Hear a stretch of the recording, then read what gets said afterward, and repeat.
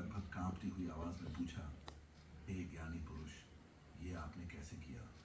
दुनिया भर के विद्वान और विशेषज्ञ जो महीनों में नहीं कर पाए, वो आपने एक शाम में कैसे कर दिया? आपने इस बाज को उड़ना कैसे सिखा दिया? लाओ त्सु ने विनम्रता से अपने हाथ जोड़े और कहा, माफ कीजिए महाराज, मैंने कुछ नहीं किया। मैं तो बाजों के बारे में कुछ जानता भी नहीं। राजा ने कहा, नहीं, ये सच नहीं हो सकता। कुछ तो किया है आपने, मुझे बताइए। लाओ त्सु ने एक गहरी सांस ली और कहा, महाराज, मैंने बस वो किया जो सबसे ज़रूरी था। मैं घंटों तक उस बाज को नहीं बल्कि उसके व्यवहार को, उसकी दुनिया को देखता रहा। मैंने पाया कि बाज में कोई कमी नहीं थी। उसके पंखों में जान थी, उसकी आंखों में आसमान का सपना भी था। लेकिन उसकी एक आदत बन गई थी, एक सुरक्षा का एहसास था जो उसे उस एक शाखा से मिलता था। वो शाखा उसका कंफर्ट जोन थी, वो उसका अतीत थी, उसकी पहचान थी। वो उड़ना तो चाहता था पर उस शाखा को छोड़ना नहीं चाहता था। उसे लगता था कि अगर ये शाखा छूट गई तो वो गिर जाएगा, वो मर जाएगा।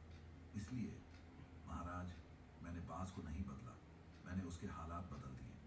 आज सुबह सूरज निकलने से पहले मैंने एक कुल्हाड़ी ली और उस पेड़ की वो शाखा ही काट दी। दरबार में सन्नाटा छा गया। लाओ त्सु ने अपनी बात पूरी की।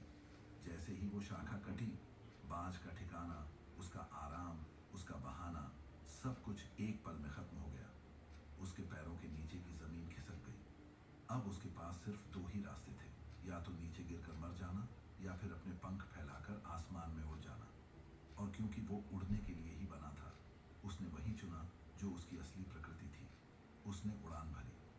महाराज, कभी कभी आगे बढ़ने के लिए हमें सिखाने की नहीं बल्कि उस चीज को काटने की जरूरत होती है जो हमें पीछे खींच रही है। कहानी खत्म, लेकिन असल कहानी अब शुरू हो रही है। ये कहानी एक राजा या एक बाज की नहीं है। ये कहानी आपकी है, मेरी है, हम सब की है। वो बाज जो उड़ सकता था पर उड़ नहीं रहा था, वो आप हैं। आपका मन है, आपकी आत्मा है, जो अनंत संभावनाओं से भरी है, जो आसमान की ऊंचाइयों नापने के लिए बनी है।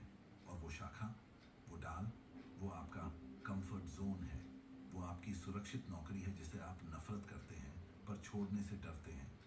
वो आपका टूटा हुआ रिश्ता है जिसमें दर्द के सिवा कुछ नहीं, पर आप अकेलेपन से डरते हैं।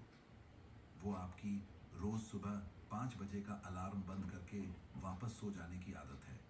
वो आपका हर काम को कल पर टालने का बहाना है।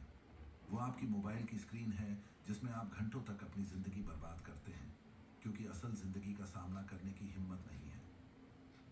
वो शाखा आपकी पुरानी पहचान है। वो कहानी है जो आप सालों से खुद को सुना रहे हैं।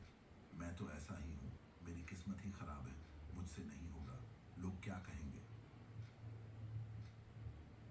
ये शाखा आपके अवचेतन मन, सबकॉन्शियस माइंड में बैठे हुए वो नकारात्मक विश्वास, नेगेटिव बिलीफ्स हैं जो आपको महसूस कराते हैं कि आप कमज़ोर हैं, आप नाकाबिल हैं। और वो बाजीगर और दुनिया भर के विशेषज्ञ कौन हैं?